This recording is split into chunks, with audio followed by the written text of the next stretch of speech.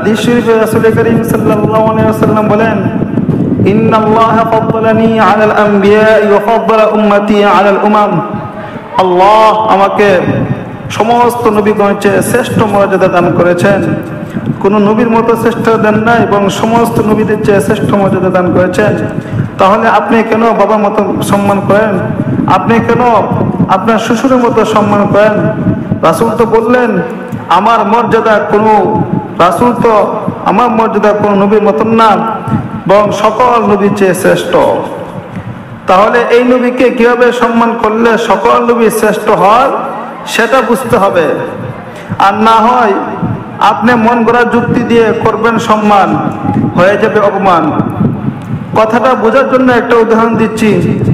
একজন MBBS doctor medical কলেজে পড়ালেখা করে, মেডিকেল কলেজে পড়ালেখা করে পাশ করেছে, MBBS ডাক্তার হয়েছে। ওনার প্রশংসা করতে চাইলে উনি যেটা পাশ করেছেন সেটা বলবেন। এখন যদি কেউ MBBS ডাক্তারের প্রশংসা করতে গিয়ে বলে উনি অত্যন্ত বড় শিক্ষিত ভালো মানুষ, ABCD ভালো জানে, ABCD ভালো জানে, এই কথা যদি বলেন, এটা MBBS ডাক্তারের জন্য সম্মান নয়, বরং এটা MBBS ডাক্তারের জন্য অপমান। MBBS ডাক্তার ABCD তো সে ভালো জানে, তাহলে অপমান কেন? ABCD ভালো জানে না এরকম তো নয়, বরং ভালো জানে। তো কথা তো সত্যই বললেন, অপমান কেন? এটা নিম্নমানের কথা বলেছেন। তার যেই পরিমাণ যোগ্য সেই পরিমাণ যোগ্য কথা তিনি বলেননি।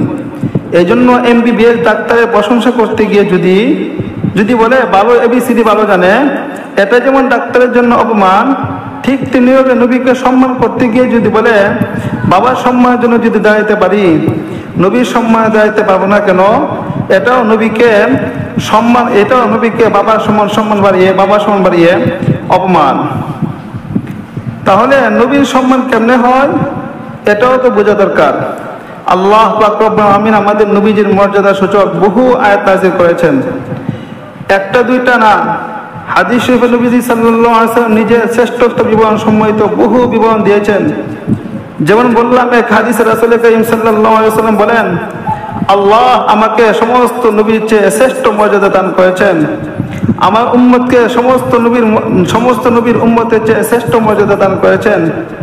এক হাদিসে রাসূল করিম সাল্লাল্লাহু আলাইহি ওয়াসাল্লাম বলেন, শেষ বিচারের দিন যতক্ষণ পর্যন্ত আপনি মুহাম্মদুর রাসূলুল্লাহ সাল্লাল্লাহু আলাইহি ওয়াসাল্লাম জান্নাতে প্রবেশ না করবেন, ততক্ষণ পর্যন্ত আল্লাহ কোন নবী রাসূলকে জান্নাতে প্রবেশ করতে দিবেন না। এটা হলো আমাদের নবীর শ্রেষ্ঠত্ব। এটা কোনো বাবার মতো সম্মান না, এটা কোনো শ্বশুরের মতো সম্মান না, এটা কোনো উস্তাদের মতো সম্মান না, এটা হলো সমস্ত সবার চেয়ে শ্রেষ্ঠ। তো সবার চেয়ে শ্রেষ্ঠ যেহেতু আল্লাহ নবীকে বানাইছেন, আমি কেন মন গড়া যুক্তি দিয়ে বাবা মতো বানাবো? এটা মন গড়া যুক্তি দেওয়ার কারণে। এই জন্য বলেছি, মন গড়া যুক্তিতে নবীকে সম্মান করতে যাবেন, অবমাননা করে ছাড়বেন। নবীকে আল্লাহ সৃষ্টি শ্রেষ্ঠ মর্যাদা দিয়েছেন। কোরআনে আল্লাহ পাক রব্বুল আমিন নবীকে যেভাবে মর্যাদা দিয়েছেন, আমাদের নবীকে সেভাবে মর্যাদা দিতে হবে। আল্লাহ পাক রব্বুল আমিন এক আয়াতে বলেন, হযরত আদম আলাইহিস সালাম থেকে হযরত ঈসা আলাইহিস সালাম পর্যন্ত সমস্ত নবীগণকে আমি পৃথিবীতে পাঠাবার সময় একটা ওয়াদা নিয়ে পাঠাইছি। কি ওয়াদা?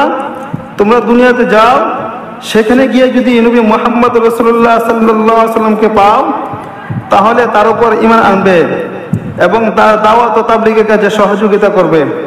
আমি আল্লাহর সাথে ওয়াদা করে যাও। আল্লাহ ভাষায় আল্লাহ বলেছেন, লা তুমিনুন্না বিহি ওয়া লা তানসুরুন্না।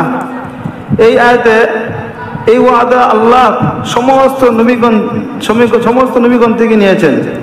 পূর্ববর্তী কোন নবী পৃথিবীতে এসে আমাদের নবীকে পান নাই। তাহলে আল্লাহ ওয়াদা নিলেন কেন?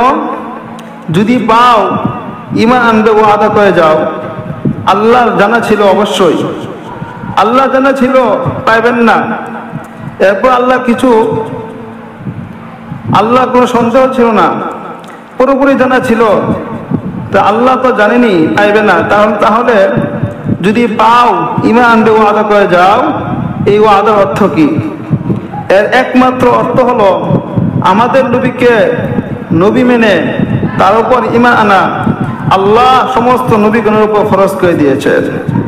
এই পদ্ধতিতে আল্লাহ পাক রব্বুল আমিন আমাদের নবীকে সমস্ত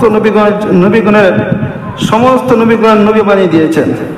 আর সমস্ত নবীগণকে আল্লাহ আমাদের নবীর উম্মত বানিয়ে দিয়েছেন।